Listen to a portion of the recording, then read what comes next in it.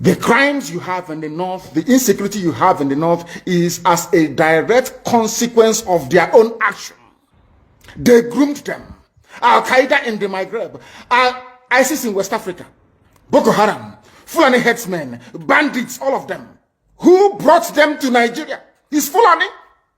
Fulani brought them into Nigeria. El Rufai brought them in. Bauchi State Governor brought them in. Are you people deaf and dumb and stupid? When you come out and you pretend, oh, we are one Nigeria. Go and show me. Somebody was asking, where is the boundary, where would the boundary of Biafra begin? And I asked the fool, where did the boundary of Nigeria begin? People from Niger come in and go as they like. Most of these idiots are from Niger. They are building a pipeline to Niger. They are building a railway line to Niger. They are building roads to Niger. Whereas where the money comes from, which is Biafra land, we don't have those infrastructure. No, we don't. But you're taking our money. You come to Izombe, you come to Ohaji, you come to Ebema, you come to Aguleri, you come to Ebonyi. You take our resources, sell it, get the money, and now you're building railway to Niger Republic. And you want me to be happy with you? Clap for you. Oh, Nigeria is doing well. One Nigeria. I think you are insane.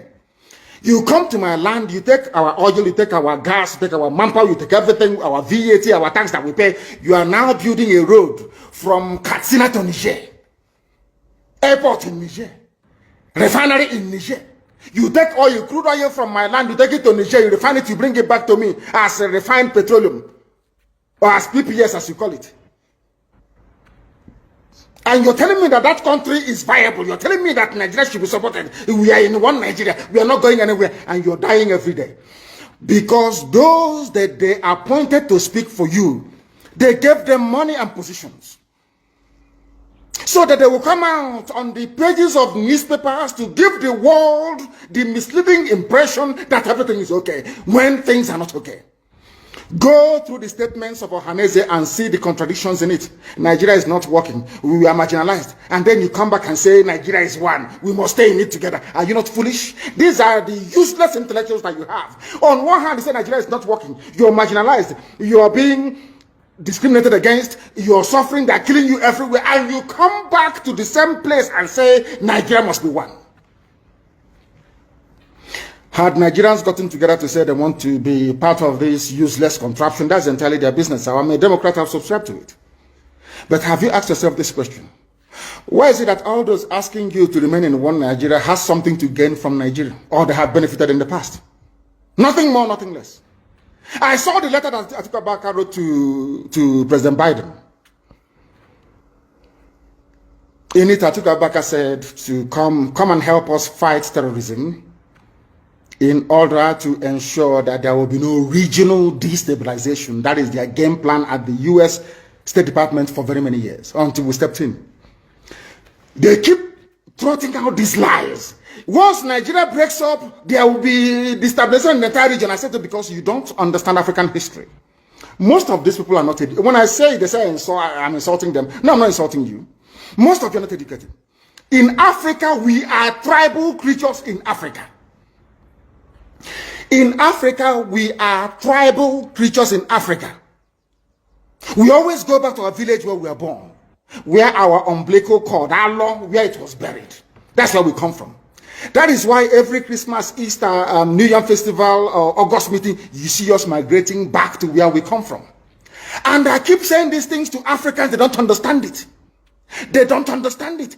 Everywhere in Africa during Christmas, if you like, be in South Africa, if you like, let it be in Kenya, you let it be in Rwanda, everybody from the capital goes to the village. If you go to Accra, the same thing happens. This past Christmas, if you like, go to Cotonou, go to Yaoundé in Cameroon. Everybody living in the capital cities of Africa, they go back to their villages. They go back to their tribes where they come from. Do they do that in the Western world? During Christmas, these people migrating from, oh, I come from Florida, I'm going to Florida. No, you don't. Because people come from where they are born. We come from where our ancestors were born. That is the difference between black people in Africa and those from Europe and other parts of the world. We come from, so if you ask somebody, where do you come from? He or she will mention their village. That is what makes us Africans. Very, very unique. If you destroy that, you're finished as a people. In Africa, we are tribal. First and foremost, we belong to our tribe where we come from. That is why our people need to appreciate this. Very, very critical. That Africa is restructured to recognize where people come from. All these artificial creations by Europeans, Nigeria, this and that, all that rubbish. That is why you can never ever make any progress for the next 6 billion years. You can never ever make any progress in the zoo. Why is it, if we are not tribal, why would the whole presidency come out, Fulani presidency come out and say, we are defending Fulani headsmen? A presidency of the whole of Nigeria, so to speak. It is because by instinct, we are tribal beings in Africa. That is why Nigeria is unsustainable. That is why the man from Ishekiri has to vote to say, this is where I want to belong to. That is why referendum is the only way forward.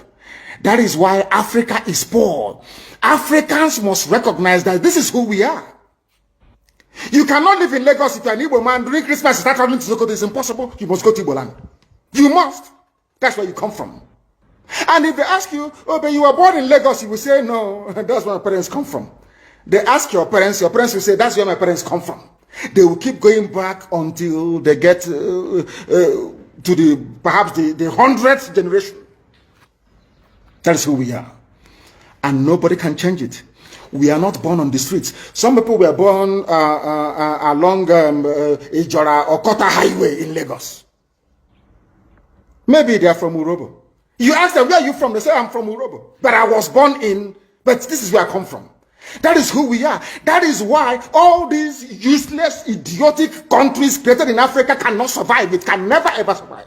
And how do we stop it? Only a revolution can stop it. Only a revolution. If you like, keep postponing it. If you like, keep putting it off forever and ever. Only a revolution can solve this very problem, because under a revolution, the powers that be, those that be making your life a misery, will be overthrown. Nobody will say it's a coup anymore. It is called popular uprising. Don't let anybody deceive you. Don't let anybody deceive you.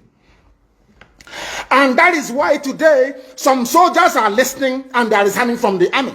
How can you be a soldier in the Nigerian army and your village is being occupied by Fulani headsmen? Imagine those from Oyo or Ondo serving in the Nigerian army. These are my Yoruba brothers who are serving in the Nigerian army. You are from Yoruba, you are serving in the Nigerian army, doing one Nigeria. But your village is being occupied by a Fulani. The same people you are serving, or you claim you are serving, your village is under occupation by them. And to make matters worse, those you are serving under their flag, one Nigeria, and the Arabic inscription, or should I say the motto of Ottoman Danfodio, to tell you how foolish Nigerians are. You don't know that the Nigerian emblem, the army emblem of Nigeria, is the motto of Ottoman Danfodio that he used to conquer Hausa people. You don't know that it is there. That's what they're using. You're fighting under the banner of your conquerors. Maybe in Sambisa forest. And now they are sending their advanced strike force into your village. And you're doing one Nigeria. I'm a Nigerian soldier. I'm a Nigerian army. That is why I commend the 127 soldiers that have resigned so far from the army. If you don't do these things I'm asking you to do, you will, when the time comes, as I'm telling them now, remember 2015, remember 2014, remember 2013, I told you all these things. I told you what was going to happen, and now they have all happened before your eyes. You've seen it. I'm warning you now. If you're serving in the Nigerian army, and you think you're loyal to Buratai, you think I'm serving my Nigeria is not a fatherland or motherland to anybody. Nigeria is not a motherland or fatherland to anybody. Nigeria is purely a British creation. A British creation. Because if Nigeria was to be a nation or country, there is no way those that call themselves the presidency Asoro can come out to support illegality in Ondo State. Because they know they are doing it for that. Why do you think they want to avenge and revenge for Sir Ahmadu Bello? Why? They knew that Ahmadu Bello and his people, so to speak, were fighting for them. They understood that. At the time, the Hausa people thought that the Fulani was fighting for them, but today it's very clear. I asked you a simple question when I began. Are you hearing Hausa Fulani anymore? No, it's only Fulani, because they have taken over the entire corner. That is one thing you need to understand.